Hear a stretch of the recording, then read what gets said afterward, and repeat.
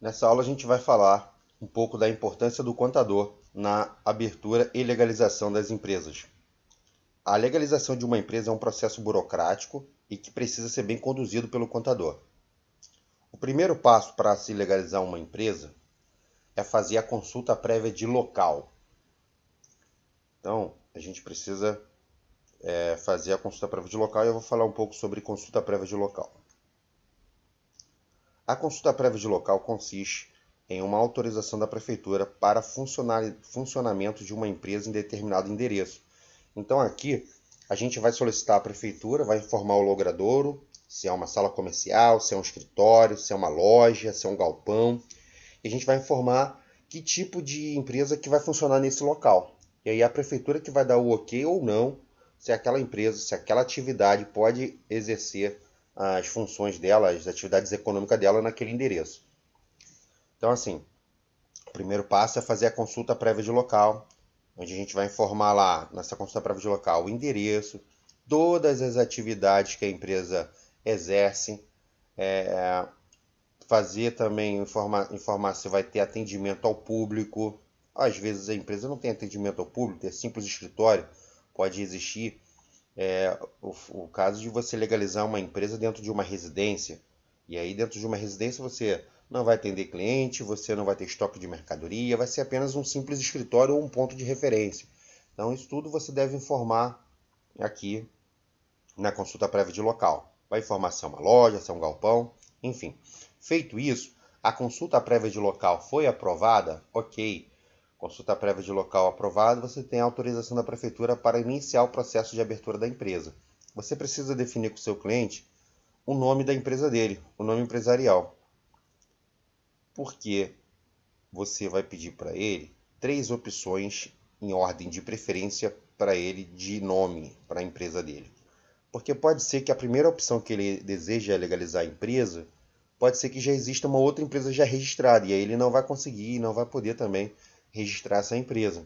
Então a gente pede sempre, em ordem de preferência do cliente, 3 nomes para a legalização da empresa dele. Então a gente vai fazer uma consulta de nome na junta comercial. No próprio processo de viabilidade, você consiste em colocar 3 nomes em ordem de preferência e uma das 3 opções será aprovada. Ou não. Aí, se não for aprovada nenhuma das 3, é porque as 3 nomes que o cliente escolheu já tem empresas registradas. Ele vai ter que te dar mais 3 opções até você encontrar.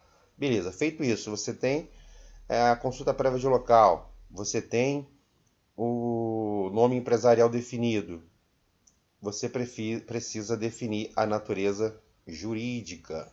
Você vai auxiliar o cliente na escolha do nome e também da natureza jurídica. A natureza jurídica é se é a empresa limitada, sociedade empresária limitada, se é uma sociedade simples, se é uma firma individual, se é uma empresa individual de responsabilidade limitada. Lembrando que, se for uma firma individual, ela influencia aqui no nome, porque a firma individual, o empresário individual, o nome obrigatoriamente tem que ter o nome da empresa tem que ter as iniciais do nome da pessoa física. Você pode até abreviar os 3 primeiros nomes do cliente, mas o último nome não pode ser abreviado e em seguida você tem que colocar a atividade.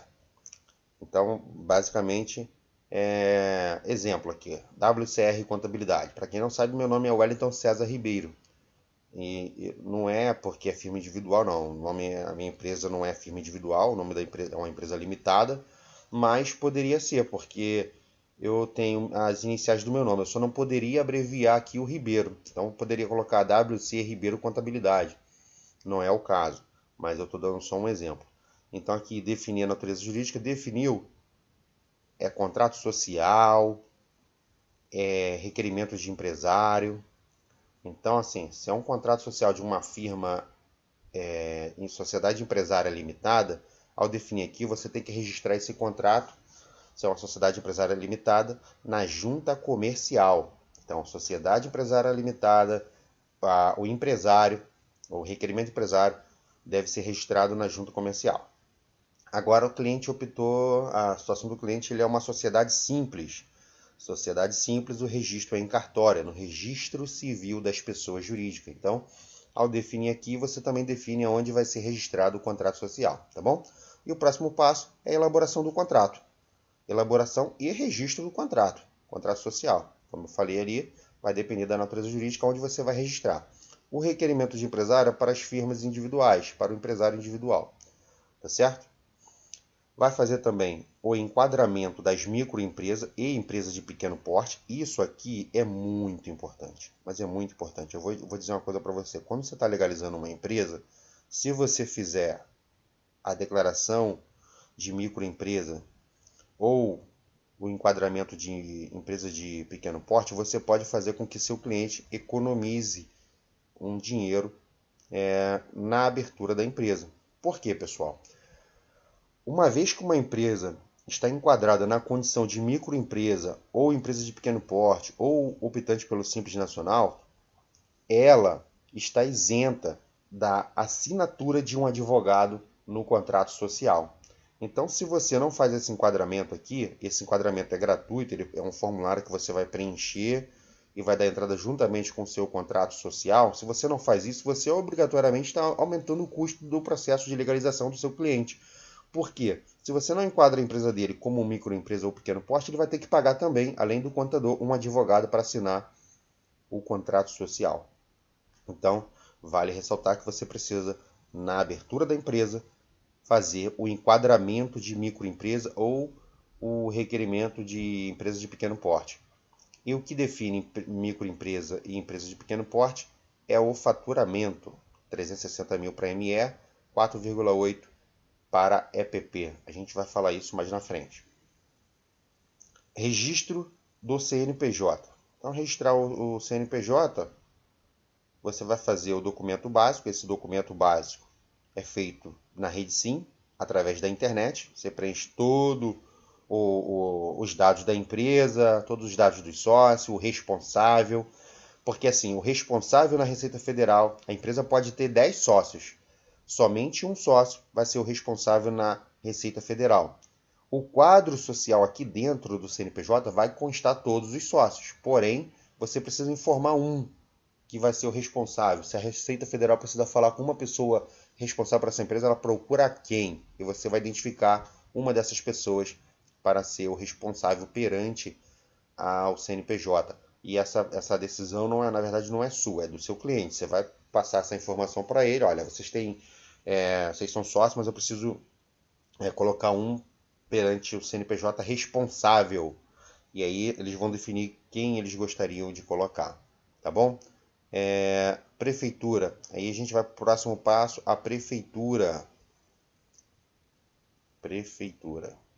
Prefeitura é para a solicitação do seu alvará de funcionamento.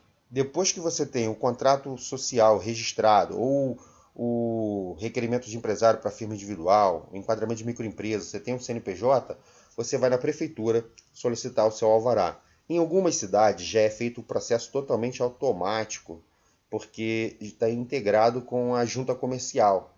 Em algumas cidades, não são todas, mas nessa cidade, quando a junta comercial ela defere o contrato social, defere o CNPJ, ela já manda essa informação para a prefeitura e a prefeitura já começa a tramitação do seu alvará. Uma vez que você efetua o pagamento da taxa, o alvará sai de forma automática.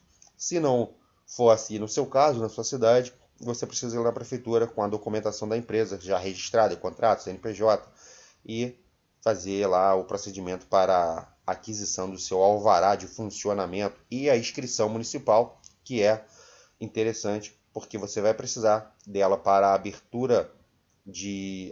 para a autorização de emissão de nota fiscal de prestação de serviço. Então, nota fiscal de prestação de serviço, quem vai te dar a autorização é a prefeitura, e para isso você precisa ter a sua inscrição municipal, tá bom? Agora a gente vai para o estado. O estado é diferente da prefeitura. A prefeitura, todas as empresas, qualquer empresa, seja você até mesmo um profissional autônomo, você precisa ter um alvará de funcionamento, você precisa ter uma autorização da prefeitura para funcionar naquele local. O estado já não é assim. O estado somente precisa ter as empresas que atuam com comércio, circulação de mercadoria, né? E transporte. Então, assim, para você emitir uma nota fiscal de venda, você precisa de uma inscrição estadual.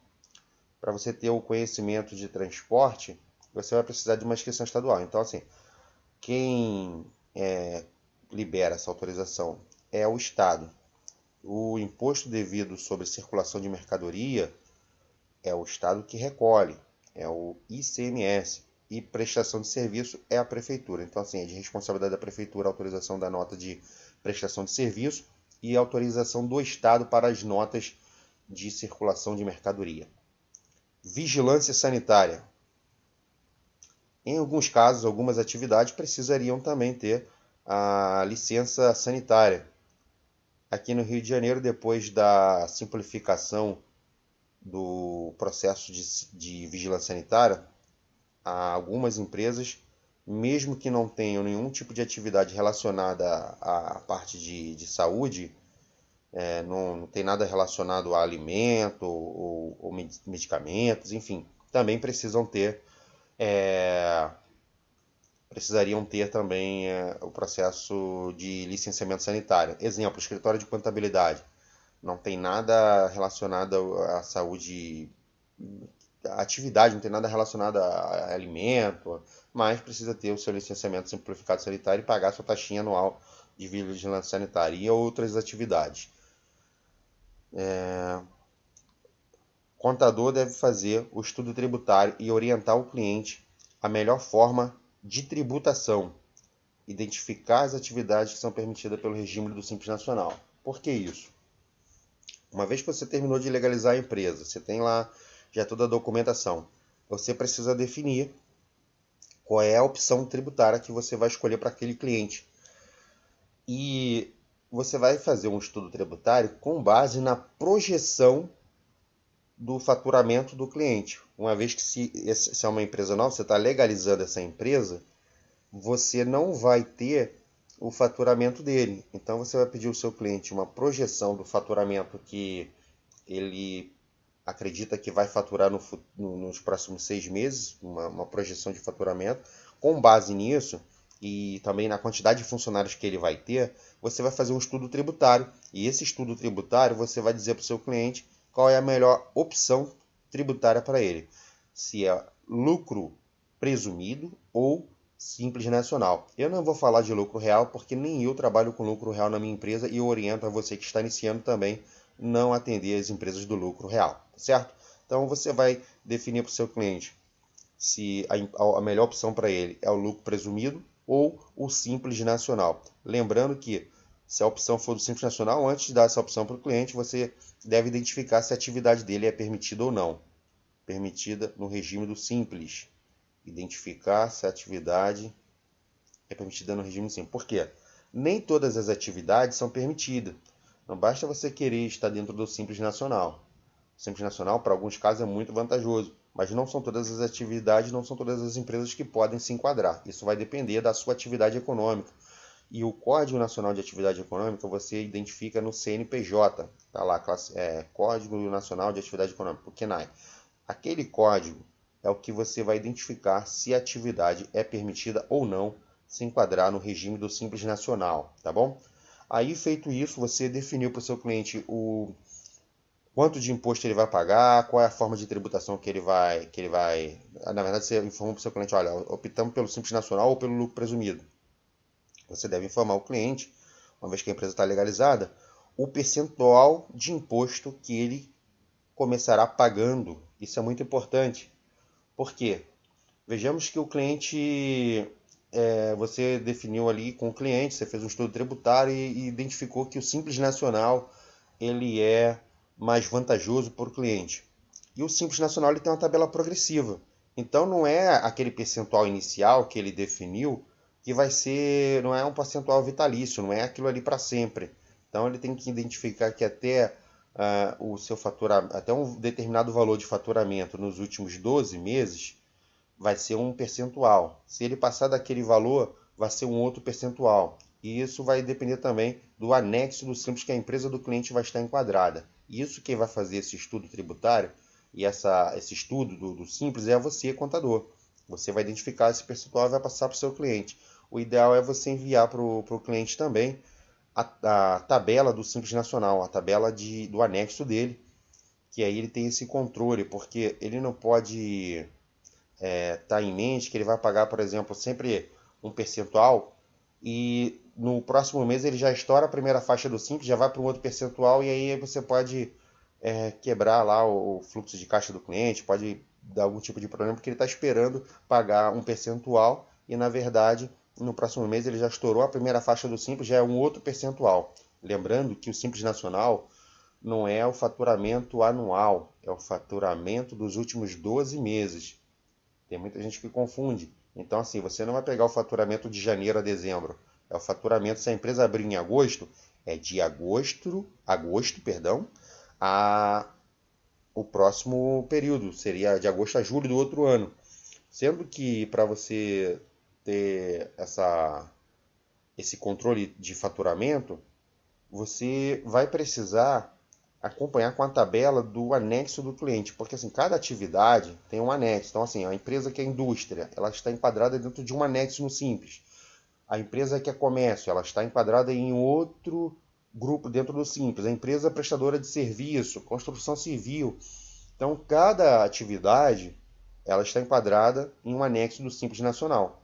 Você, contador, vai ser a pessoa que vai orientar o seu cliente qual é a melhor forma, qual é a melhor opção dentro da opção tributária, qual é a melhor forma para ele. E se a empresa dele for permitida entrar no Simples Nacional, passar para ele quanto que ele vai começar pagando de imposto, se ele passar daquele limite de faturamento, qual é a próxima faixa, e explicar para ele que esse valor é um valor, na verdade não é um valor percentual de imposto, dentro do Simples é um valor progressivo. Quanto mais ele fatura, dentro do período de 12 meses, não é anual, de 12 meses, o limite do faturamento dele vai interferir na tributação, ou no percentual, na taxa de imposto que ele vai pagar, tá bom?